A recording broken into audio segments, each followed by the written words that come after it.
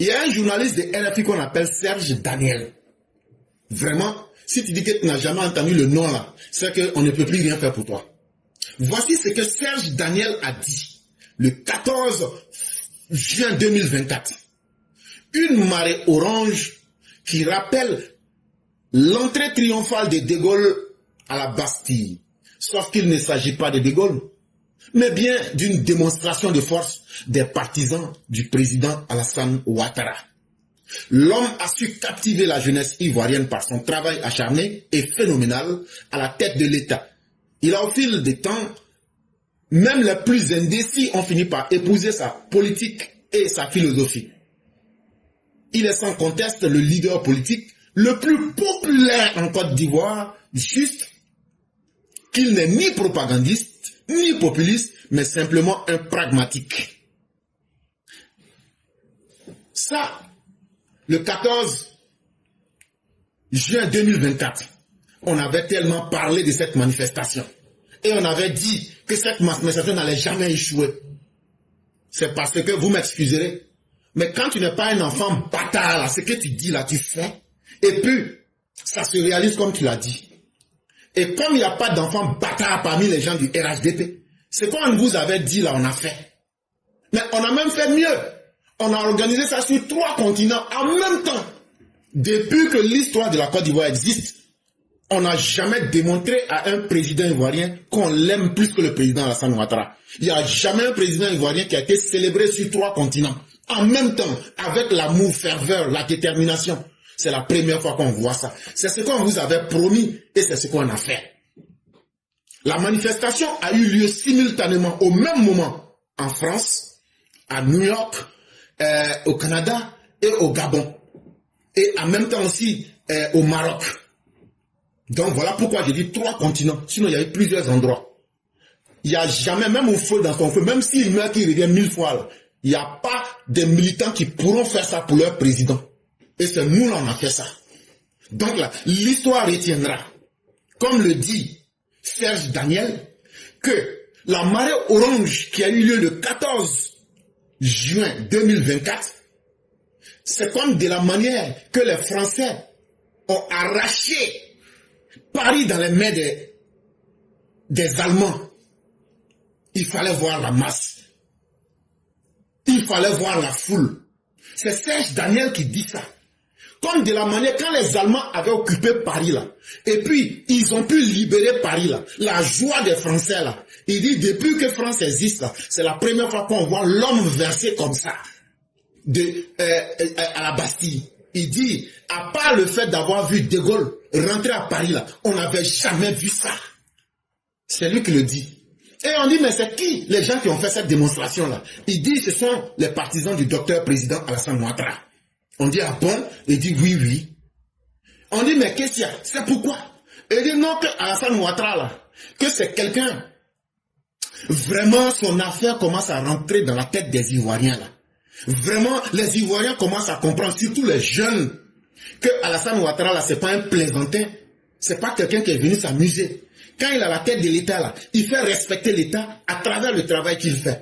Et à force de faire ça, de ne pas bavarder, là, les gens ont commencé à comprendre que la politique, là, c'est pour aider la population. La politique, là, c'est une manière de vivre pour laisser une leçon aux générations à venir. Et c'est ce qui fait aujourd'hui que Alassane Ouattara est le leader le plus populaire, le leader politique le plus populaire en Côte d'Ivoire. Malgré qu'il est populaire là, il n'a pas acquis sa popularité en faisant de la propagande, en faisant des mensonges, en faisant du bavardage, en faisant du populisme.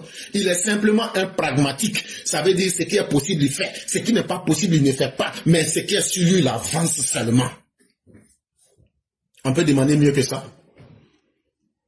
Et donc, merci à tous les RHDP. Merci à Ouattara Draman. Cher aîné, merci beaucoup. Merci à tous les RHDP. Merci spécial et mention très bien à tous les EPV. Si vous avez vu des 2 jours là, j'étais calme là. Quand tu prends un gros défi, tu mets sur ta tête. Si ça ne marche pas aussi, c'est grosse honte qui tombe sur ta tête. Donc là, quand vous avez vu, on a disparu là, on était en train de tout mettre en œuvre pour que ces manifestations-là puissent réussir. Parce que nous, c'est ici on a pris la promesse que quand les EPV sont à quelque chose, que même si ça doit échouer là, nous on sera sur le terrain. C'est pourquoi vous allez voir, quand on va finir ce direct là, la seule organisation qui a fait des banderoles et qui a pu les mettre au grand jour pour montrer qui nous sommes et pour montrer ce que nous voulons et pour dire au président Ouattara que nous n'en va pas te dire ça dans la bouche, mais après on va mettre ça devant l'histoire pour assumer la c'est nous. On était la seule organisation qui a fait une grande banderole. On a mis ça au plein milieu du podium. Parce que ce sont les EPV à Paris qui sont allés monter tout le stand. Ce sont les EPV de New York qui ont monté le stand. Et ce sont les EPV du Canada qui ont monté tout le stand animé et organisé. Voilà de quoi est-ce qu'il est question. Parce que quand nous on rentre dans quelque chose, nous ne rentrons pas pour échouer. Et donc de cette façon-là, donc, merci à tous les EPV. Et tous les EPV du monde se sont réunis. Les EPV de Londres sont partis à Paris. Les EPV de Philadelphie ont rempli un quart de 60 places, plus 5 véhicules direction New York. Maman, Sali Koné et moi-même, on s'est rencontrés ici à New York avant les événements. Voilà autant les choses que nous avions faites. Et vraiment, il faut dire merci aux EPV. Parce que partout où ils se trouvent dans le monde, ils n'ont pas hésité. À quelque niveau qu'ils soient, il y a des EPV qui ont imprimé des centaines de tricots. Et même jusque-là, les gens continuent de me dire, il faut saluer telle personne, il faut saluer le cyclone, il faut saluer Maman Nefratiti, il faut saluer telle personne, parce que c'était comme ça, ils m'ont donné telle chose, telle chose, telle chose, telle chose, telle chose.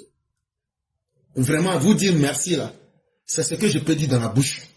Mais nous avions réussi le pari de démontrer à Alassane Ouattara, parce que depuis 4 ans, nous étions en train de préparer cet événement. Nous les EPV, depuis 4 ans, nous étions en train de préparer cet événement. Et nous avions décidé que ça ne serait pas un événement qui serait lié à une partie du monde, mais ça serait mondial. Et c'est une très grande joie pour nous qu'on l'ait réussi. Le maréchal Houo, à partir du Canada, il a organisé, imprimé des tricots, mis tout le dispositif en place et il a animé une séance où il a mis des projecteurs avec des caméras pour montrer qui est l'homme Ouattara. Il l'a fait, il l'a réussi. Et même les Blancs qui étaient là-bas ont dit vraiment, si c'est celui-là qui est votre président, je parle du Canada, c'est que les EP vont organiser. Et avec les projections qu'on a fait, et que les gens, les Blancs même sont venus regarder. Il suffisait de voir quand on a lu l'hymne national, quand on disait l'hymne national, les Blancs qui étaient là, qui venaient regarder. Et tout ce qu'ils ont dit, ils disent, si c'est celui-là qui est votre président, waouh! Simplement. Ça veut dire beaucoup de choses. Et ainsi de suite. Et cette manifestation s'est tenue partout dans le monde au même moment. Il n'y a pas eu un blessé. Mais ce qui était encore plus intéressant, il n'y a pas quelqu'un qui a insulté quelqu'un. Mère Bougnac était avec Père Blanc. Mère Blanc était avec chacun et chacune des EPV. Mère Aki était là-bas. L'aîné Konadama était là. Et je ne peux pas vous dire, je ne peux dire que c'est que je peux. Mais si on ne dit pas, c'est pas bon aussi. Donc on va vous raconter, ça on peut prendre 2 jours pour raconter. C'était exceptionnel. Moi je n'étais pas à Paris. Mais au-delà des EPV, les gens m'appellent, ils disent, mais on n'a jamais vu une manifestation comme ça. Les gens étaient gentils les uns envers les autres. Tu veux l'eau, on te donne, tu veux manger, on te donne, tu demandes quelque chose, on te donne. J'ai dit parce que l'amour du docteur Ouattara peut faire bouger des montagnes. Et vraiment, merci à chacun et à chacune. À vous les EPV, je sais que vous êtes fatigués actuellement. Même Mère Sali, même encore à New York, elle n'est pas encore rentrée. Mais merci à chacun d'entre vous. C'est quoi on avait dit là, on a fait. Le président Ouattara, c'est que nous on avait dit là, on a fait. Nous là, on ne fait pas de promesses fallacieuses. Depuis 4 ans, on était en train d'organiser ça. Et on a fait ce qu'on devrait faire. L'histoire retiendra une chose, c'est qu'il y a eu un 14 juin 2025, des hommes et des femmes qui ont laissé leur travail, qui ont laissé tout ce qui leur était cher, ont pu célébrer d'une manière qu'aucun chef d'État africain n'a été célébré dans le monde, sur 3 continents de façon simultanée. Et bizarre, quand on a demandé le rapport de l'événement de Paris à la police, qu'est-ce qu'on retrouve dans ce qu'ils ont écrit comme le procès verbal? Que c'était une manifestation festive, organisée et bien tenue. sans aucun cas d'indiscipline. Est-ce que vous savez ce que cela veut dire en français? Ça veut dire, les gens de Ouattara qui sont sortis pour marcher, ils ne sont pas sauvages, ils ne sont pas mal élevés, et c'est eux qui savent comment on respecte les lois d'une république. Contrairement aux marches sauvages des opposants, aux marches couillonnes qui sont organisées, cette manifestation-là est rentrée dans les annales du ministère de l'Intérieur français comme l'une des manifestations les plus réussies, les plus organisées. Et à partir de 18h même là, avant 18h même, les policiers m'ont quitté même la manifestation. Ils disent, mais on n'a rien à faire ici. Ils disent, on n'a rien à faire ici. Et même déjà, ils sont plus organisés même que nous-mêmes on est passés. Donc on n'a plus rien à faire ici. Donc là, eux-mêmes avant la manifestation ils sont partis. Mais c'était pas fini. Hein. En partant à la maison là. Ah, non, fallait voir. Les métros étaient remplis, tout était orange. Maintenant, en haut des métros là, ceux qui ont pu prendre les ponts là, quand tu avais une vue aérienne, là encore c'était gâté. C'est ça l'homme Ouattara. Mais tout cela, ça veut dire quoi? Ça veut dire tous les mensonges qu'ils ont fait, que Ouattara n'est pas aimé, Ouattara comme ça, c'est un dictateur là. On vient de tuer toute leur politique. Ça veut dire tous les mensonges qu'ils avaient fait là. Quand ils vont crier là. Et tenez-vous bien, ces choses-là, on les a toutes enregistrées et on va les déposer aussi à la permanence des différentes ambassades. Si vous pensez qu'on avait organisé ça sur le blanc pour dire qu'on va être en terme là, vous vous trompez. Non, non.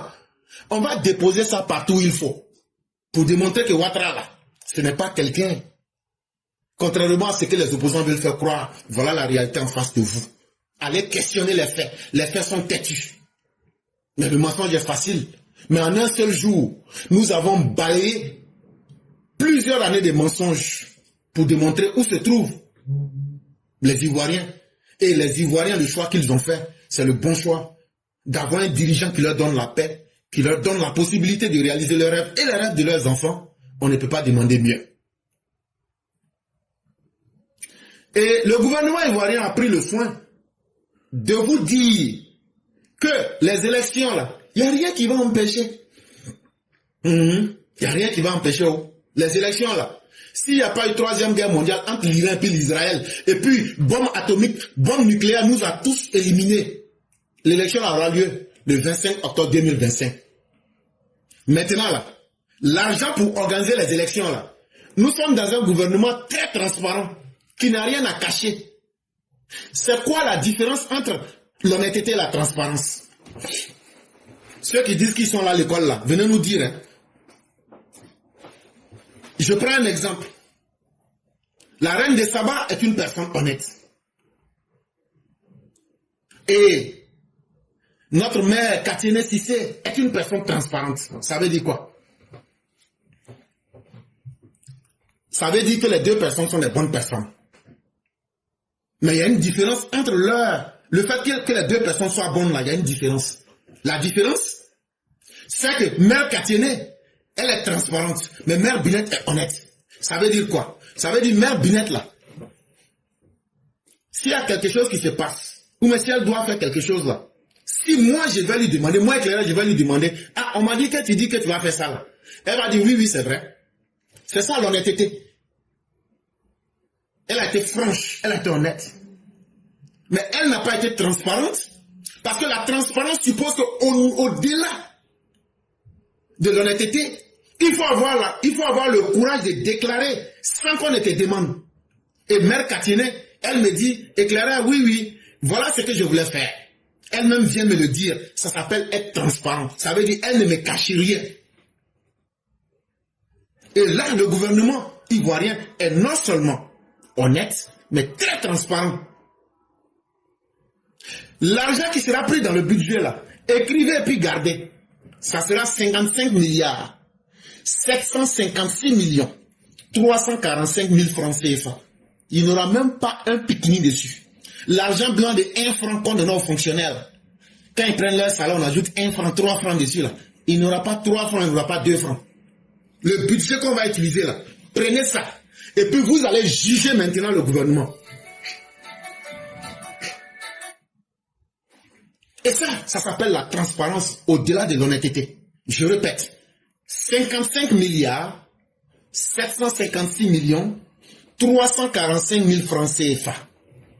Une fois que ça c'est clair, l'argent va sortir directement du budget national. L'argent va sortir directement du budget national.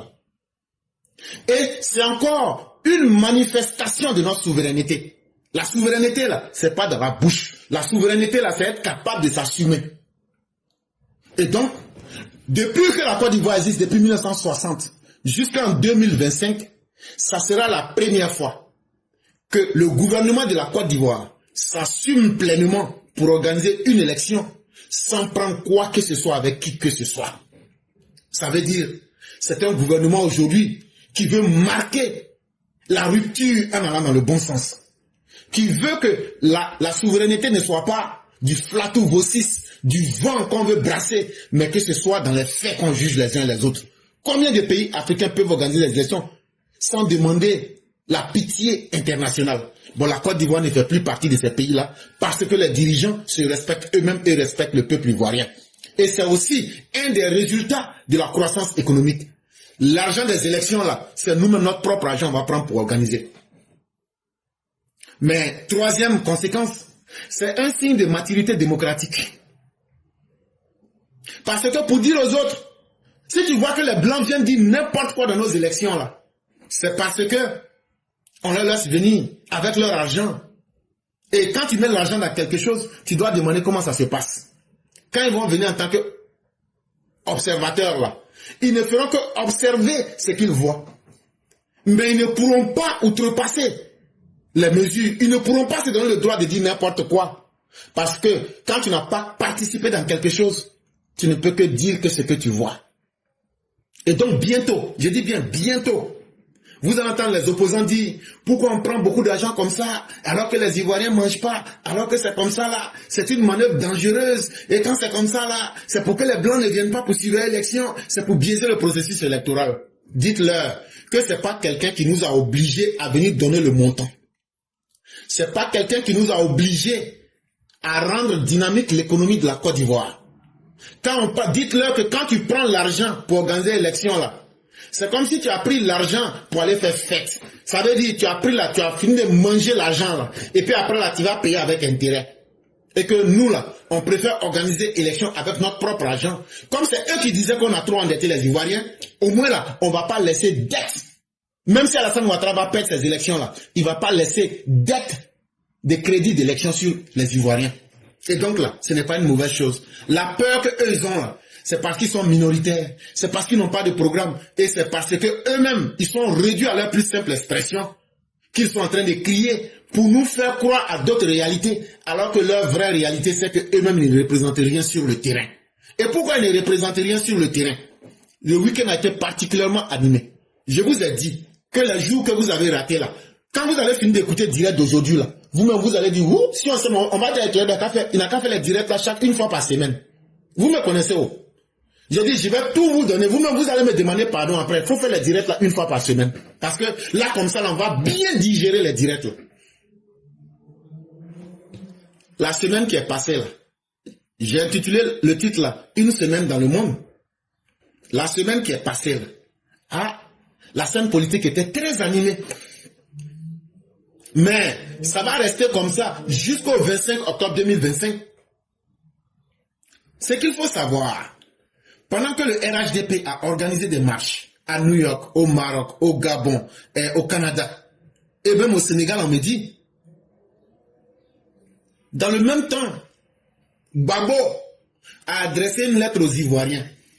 Dans la lettre là, il dit que la Côte d'Ivoire, il reste un peu seulement, on va glisser pour tomber dans l'enfer. Il dit que la Côte d'Ivoire court vers les précipices. Il dit que c'est à nous les Ivoiriens qu'il a adressé la lettre. Et que bientôt là, l'enfer même va s'abattre sur la Côte d'Ivoire. Quand il a écrit, la personne ne lui a apporté de réponse. On dit, toi on te connaît déjà, il faut rester dans le potoir là. Mais ce qui a été intéressant, c'est qu'il n'y a pas quelqu'un qui a pris chicotte pour dire, ouais, Babo, on va le chicoter. Il n'y a pas quelqu'un qui dit, où sont les gens du PPAC là? On va venir ici pour les Biama. Aucune répression ne s'est abattue sur lui, mais sur son parti. De la même manière que les gens du RHDP ont fait leur marche, il n'y a pas eu de violence, il n'y a pas eu de désordre. De cette même manière, La lettre qui dit quand il va finir d'écrire, là, la Côte d'Ivoire va tomber en enfer. Là. Il a écrit la lettre, là, il a dit ce qu'il voulait dire. La Côte d'Ivoire est toujours là, tranquille. Il n'y a pas quelqu'un qui est parti lui demander pourquoi tu as fait ça, pourquoi tu n'as pas fait ça. Donc, Gbagbo, tu veux te faire peur à toi-même. Mais la délégation de l'Union africaine qui est venue le 13 juin 2025, là, ils t'ont dit la vérité. Ils t'ont dit qu'on te suit. Tout ce que vous dites, que ce que tu fais là, ce sont des actes très indignes. Ce sont des actes dignes de vieux cons. Parce que ton âge là, si tu respectais là, tu ne vas pas prendre les enfants de 20 ans, 15 ans, leur dire de venir mourir pour toi dans la rue. Tu as fait ça avant. Dans la délégation là, la même Ghanéenne qui était venue, quand vous avez créé le CNT là, et puis elle a dit qu'elle-même elle est prête à dire à la CEDEAO de faire venir les Comores pour vous mater si le président Ouattara a besoin là. Elle était dans la délégation. En plus encore du représentant officiel. Ils vous ont écouté vous tous. Le 13 là, ils ont terminé par le président Ouattara. Mais quand ils sont arrivés là-bas là, j'ai déjà fait une émission. En 7 minutes, j'ai expliqué tout. Ils disent au président Ouattara, toi aujourd'hui là, tu es un élément central dans la stabilité de l'Afrique de l'Ouest. Si tu n'es pas en Afrique de l'Ouest, beaucoup de choses vont être désorganisées. Donc ce qu'on te demande là, pardon, il faut rester. Ah oui, c'est ce que l'Union africaine a dit. Il dit pardon, il faut rester. Parce que tu représentes aujourd'hui celui qui fait que la Côte d'Ivoire n'éternue pas. Ça veut dire quoi? Ils disent que c'est toi, Ouattara, qui fait que la Côte d'Ivoire n'éternue pas. Mais si la Côte d'Ivoire éternue là, c'est eux, la sous-région et l'Afrique de l'Ouest là, qui va assumer le rhume là. Donc quand on dit que c'est grâce à Ouattara que la Côte d'Ivoire n'éternue pas, ça veut dire quoi? Ça veut dire que c'est lui qui maintient la paix. Ça veut dire que le prix africain de la paix qu'on lui a remis à Nouakchott là, ce n'était pas une erreur. Ils sont venus lui rappeler ça. Que tous ceux qui sont à côté de toi là, ce sont des vouzelats et des plaisantins. C'est sur toi en compte. Donc comme l'Union africaine compte sur le président Ouattara pour maintenir la paix et la stabilité, donc c'est avec lui qu'on va faire ça. Puisque c'est le seul qui peut aujourd'hui lutter contre les djihadistes. Ce que les gens ne veulent pas vous dire entre les lignes là, moi je dis ça directement. Maintenant, si tu n'es pas content là, que ce que j'ai dit n'est pas vrai là, tu viens aussi là, tu viens démontrer que c'est faux. Et donc tous ceux qui ne seront pas d'accord avec les analyses que je fais, vous venez pour démontrer que là tu as menti, tu as mal interprété, tu as trompé les gens. Mais jusqu'à preuve du contraire, ce que je dis, en tout cas pour moi, et ceux qui comprennent, c'est très logique. Peut-être que ce n'est pas logique pour toi. Viens. Entre-temps, Assalé Temoko a déclaré que lui va être candidat en 2025. Ce n'est pas quelque chose qui soit nouvelle pour nous, on le savait, mais il va à ces élections-là pour juste dire que j'ai été candidat avec Ouattara. Là, comme ça, à partir de 2030, si le président Ouattara n'est plus candidat, il va utiliser ça pour faire prodada sur les autres.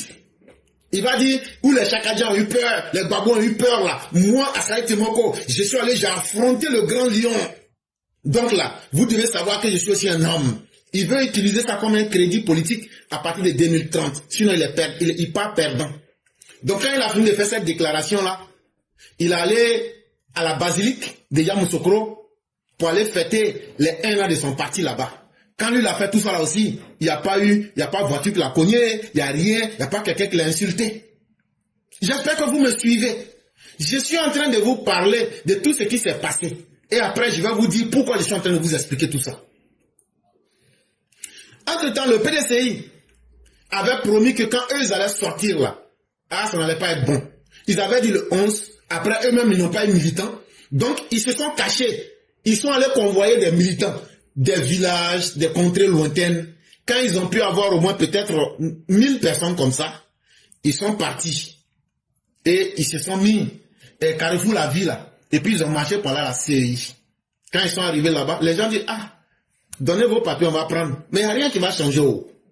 Il n'y a rien qui va changer. Les gens leur ont dit ça, qu'il n'y a rien qui va changer. Mais, comme la marche avait été organisée et autorisée, vous avez marché, est-ce qu'il y a quelqu'un qui vous a insulté? Ils disent non. Est-ce que la marche était bien encadrée? Ils disent oui. On dit qui a encadré la marche? Ils disent les forces régaliennes. On dit, est-ce qu'il y a un militant qui a été gazé? Ils disent non. On dit, vous avez fini, non? Ils disent oui. On dit, bon, vous pouvez partir à la maison. Donc, eux aussi sont partis à la maison comme ça. C'est là, les chefs baoulés, plus de 300 chefs baoulés se sont réunis. Ils ont appelé Aoussou avec le ministre des routes là. Ils disent vraiment, c'est que les gens sont en train de dire ici les baoulés là. C'est vrai que nous les baoulés là, on ne représente pas plus de 1/10 de la population. Nous ne dépassons pas les 3 millions. Donc là, sur les 30 millions là, on ne dépasse pas les 1/10. Mais vraiment, si on s'assoit, qu'on regarde ce que tous les gens sont en train de dire, ce que chaque agent avec les repéros sont en train de faire là. Ah, demain là, c'est dans nos gencives qu'on va prendre ça. Donc ce qui est mieux là, nous on va sortir pour venir dire, nous on n'est pas dans leur affaire là. Ce qu'ils font là, on les regarde dedans, ils font tout, c'est leur affaire. Eux aussi ils sont sortis, ils ont fait leur manifestation. Il n'y a pas quelqu'un qui a été frappé, il n'y a pas quelqu'un qui a reçu coup de poing, il n'y a pas quelqu'un où on a regardé avec œil gauche. Eux ils ont fini aussi, ils sont rentrés. Maintenant, tout ce que je vous ai raconté là, donnez-moi, est-ce qu'il y a quelqu'un qui a été empêché de manifester? RHDP a manifesté, PPAC a manifesté, Assalet Tchemoko a manifesté, XY, Chef Baoula a manifesté, tant, tout le monde a manifesté. Sans oublier que les gens du RHDP même, eux-mêmes, ils étaient aussi, comment on appelle, hier, à Yopougon, ils étaient à Bobo, etc., etc. Est-ce que au temps de Babo, les gens pouvaient avoir cette liberté? Est-ce que ce n'est pas une belle leçon qu'il faut retenir de ces manifestations? C'est que, quel que soit ce que vous êtes, vous manifestez. Les forces de défense et de sécurité ont joué leur responsabilité. Les libertés politiques et civiques ne sont pas bâillonnées en Côte d'Ivoire. Voilà ce qu'il faut retenir. Et c'est de cette Côte d'Ivoire-là que nous avons besoin. Et donc là, autant de Babo, eux n'allaient jamais accepter que les gens du RHDP marchent. Autant du PDCI, ils n'ont jamais accepté. Mais cette semaine-là, on a vu, tout le monde a manifesté, que non, si les gens manifestent, ça va brûler le pays. Si tu vois que le pays brûle là, c'est que le dirigeant même là, il est irresponsable. Sinon, si le dirigeant sait là où mettre les pieds et est conscient de ce qu'il doit faire, ils vont manifester 1000 fois. 1000 manifestations ne vont pas changer une décision de justice. C'est ce que cette opposition n'a pas compris. L'opposition là, eux ils sont en train de déifier leurs leaders respectifs. Ah, Babo là, c'est notre Dieu. Chakajan là, c'est notre Dieu. Si vous ne voulez pas de lui là, en tout cas, non, Chakajan là, c'est un Dieu baoulé. Babo là, c'est un Dieu bêté. Mais après là, les Djoula aussi ont leur Dieu. Les Gabou aussi ont leur Dieu. Les Akans même ont leur Dieu. Donc de la même manière que vous aimez vos faux dieux là. Et puis vous les prenez pour des dieux là. C'est comme ça qu'ils sont des vers de terre nus pour les autres. Mais c'est votre choix et c'est votre principe de vie. Si vous avez décidé de faire des dieux, c'est vous seuls qui allez les adorer. Et personne ne va vous suivre dedans. Mais ce qu'il faut retenir, quand tu prends des faux dieux pour les adorer là, les faux dieux vous conduisent toujours à de fausses promesses. Pourquoi? Parce que quand on crée un parti politique là, c'est pour prendre le pouvoir, exercer le pouvoir ou mieux conserver le pouvoir. Mais vous actuellement là, vous êtes en train d'adorer des faux dieux. Et ces faux dieux là, s'ils étaient vraiment ce qu'ils étaient, les obstacles qui sont en face d'eux là, ils allaient surmonter ça. Mais eux-mêmes n'ont aucune stratégie. Jusqu'à même si Alassane Ouattara on demande, il faut violer la loi pour nous. Il faut maintenant aussi la liste électorale. Ça veut dire que ce sont des faux dieux que vous êtes en train d'adorer. On les a vus courir pour l'Union européenne. On les a vus courir pour l'ONU. Mais je vous avais dit que ça va même pas aller quelque part. Ça allait où? Nulle part. Mais vous-même, au lieu de dire à vos leaders, on vous aime, mais là où la chose est arrivée là, prenez l'exemple du Sénégal ou même prenez l'exemple du Ghana. C'est le moment de rappeler à vos faux dieux là, que non seulement ils sont des faux dieux parce qu'ils n'arrivent pas à se sortir eux-mêmes des problèmes, mais ils se sont eux-mêmes mis dans des problèmes. Et ces problèmes-là les coincent aujourd'hui. Donc dites à vos faux dieux que de la même manière que ces faux dieux-là vous ont encouragé à aller dire Sénégal est bien, Ghana est bien là. Allez leur dire que maintenant ce qu'ils vous avaient dit là, c'est maintenant vous qui leur dites ce qui est bien au Sénégal là. Ils n'ont qu'à faire ça maintenant. Et ce qui est bien au Ghana, ils n'ont qu'à faire. Ce qui est bien au Sénégal là, c'est que le PASTEF, quand ils ont dit à Ousmane Sonko qu'il allait dans le salon de massage, en réalité, salon de massage, c'est pour dire l'aller au tuin, quoi. Voilà. Donc, quand on l'a attrapé là-bas, là, et puis maintenant, il ne peut pas être candidat. Là. Et puis, Ousmane Sonko dit, comme moi, je ne veux pas être un faux dieu comme Babou, mais comme Chaka Dian, là. J'ai dit donc à Diomaye Faye, mets-toi comme leader de notre parti, PASTEF, et puis on va gagner les élections. Est-ce qu'ils ont gagné les élections, mais n'ont pas gagné? Donc là, dites à vos faux dieux là, que l'exemple qu'ils donnent toujours pour dire que Sénégal est bien là, que maintenant là, c'est déposé sur leur tête, comme calvitie. Maintenant là, ceux qui n'ont pas encore perdu leurs cheveux là, ils n'ont qu'à accepter que ceux-là n'ont qu'à se mettre pour contrôler le combat. Calvitie là, c'est comme une chauve-souris. Une chauve-souris n'est pas une souris chauve. Quand tu regardes chauve-souris là, c'est pas une souris qui est chauve. Donc là, si tu gagnes calvitie là, c'est pour toi seul. Donc là, les problèmes que vos faux dieux ont eu là, il n'y a pas quelqu'un qui peut supporter ça à leur place. Mais, s'ils veulent devenir maintenant des souris chauves, ça c'est eux-mêmes qui le voient. S'ils veulent devenir aussi des chauves-souris, ils vont donc montrer quelqu'un qu'ils vont prendre pour adapter et puis accrocher. Mais de toutes les façons, la Côte d'Ivoire avance bien. La Côte d'Ivoire ne va pas s'arrêter. Et la Côte d'Ivoire d'Alassane Ouattara ne fera plaisir à aucun bandit. Comme de la manière la loi du Sénégal n'a pas fait de plaisir à Ousmane Sonko là. C'est comme ça que la loi de la Côte d'Ivoire ne fera pas de plaisir à Laurent Gbagbo mais à Chaka Dian. Donc ce qui est mieux pour vous là, si vous voulez vous changer, si vous voulez vous ne changez pas, en tout cas, comme le disent les gens, on s'en gaba. La Côte d'Ivoire continue, l'élection aura lieu. Maintenant, pour ceux qui sont du matriarcat, parce que quand tu leur parles là, il faut leur parler dans le langage qu'ils comprennent. Les gens du matriarcat. Donc il faut toujours revenir à la tribu pour leur expliquer les choses. Vous les gens du matriarcat, si vous voulez plan B, plan C, plan D là, en tout cas, quel que soit ce que vous allez faire là, Chaka Dian ne peut plus être intégré dans la liste et dans le fichier électoral. Il ne peut plus. Donc là, c'est à vous de voir. Hein. Mais comme vous êtes des clowns, quand on vous parle, il faut toujours revenir à la tribu. Je vais prendre le Ghana pour vous expliquer, parce que c'est de là-bas vous venez. Vous êtes parmi les derniers qui sont venus en Côte d'Ivoire. Vous êtes venus en milieu du 18e siècle, là où les autres étaient depuis le paléolithique, depuis le 12e siècle. Donc là, vous êtes très mal placé pour dire aux autres qui est étranger, qui n'est pas étranger. Vous êtes parmi les dernières peuplades à être venus en Côte d'Ivoire. Vous les Akans, surtout les Baoulés. Cela étant dit, et cela étant bien clair, je mets tous les historiens au défi de venir dire que ce que je dis est faux. Cela étant bien clair, on va prendre l'histoire de votre Abla Pokou.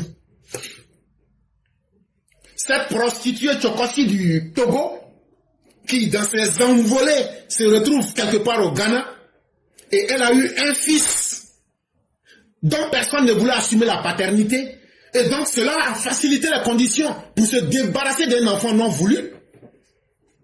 Elle se retrouve finalement en face d'une rivière. Et bizarrement, on ne nous donne pas le nom de la rivière. Comme si on ne connaît pas les noms des différents cours d'eau. Parce que le mythe et la réalité peuvent facilement se mélanger. Mais comme on est dans le matriarcat, tout passe. Donc vous les gens du matriarcat, c'est qu'on va vous dire là. Comme vous aimez le Ghana, et puis c'est votre origine là, c'est très bien. On va vous donner l'exemple là-bas. Abla Pokou là.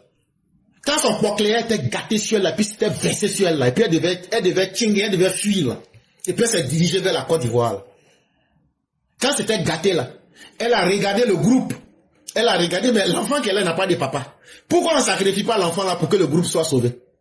Elle a sacrifié l'enfant au père inconnu, l'enfant né sous X, et puis elle a permis de sauver son groupe. C'est la morale de l'histoire qu'il faut retenir.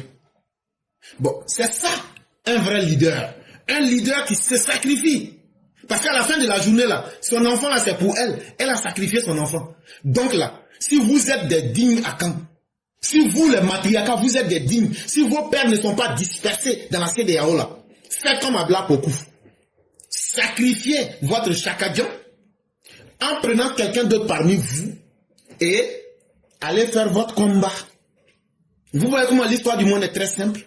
On prend vous-même vos propres exemples pour vous rappeler ce que vous êtes. Mais comme vous n'êtes pas digne, vous ne pourrez pas les appliquer. Et ça, ce n'est la faute à personne. Et comme vous n'êtes pas suffisamment digne d'appliquer l'histoire d'Abla Pokou, les enseignements d'Abla Pokou, ni les enseignements du Sénégal à travers le PASTEF, alors là, il y a de fortes chances que vous n'alliez pas aux élections. Parce que vous pensez que vous allez pouvoir vous imposer aux Ivoiriens. Et là, c'est ce que je vous ai dit en haut. Faites un coup d'État. Et là, vous allez comprendre que dans la vie, là, hey, garçon qu'on provoque, là, on va vous faire manger poussière. Vous n'allez même pas croire. Et je vais terminer comme on avait commencé avec le général de Gaulle. Le général de Gaulle disait ceci. Il n'y a pas de politique qui vaille en dehors de la réalité. Un chef doit savoir trancher, surtout quand l'avenir de la nation ou du parti est en jeu. De Gaulle dit que dans la politique, là, ce qui compte, c'est la réalité.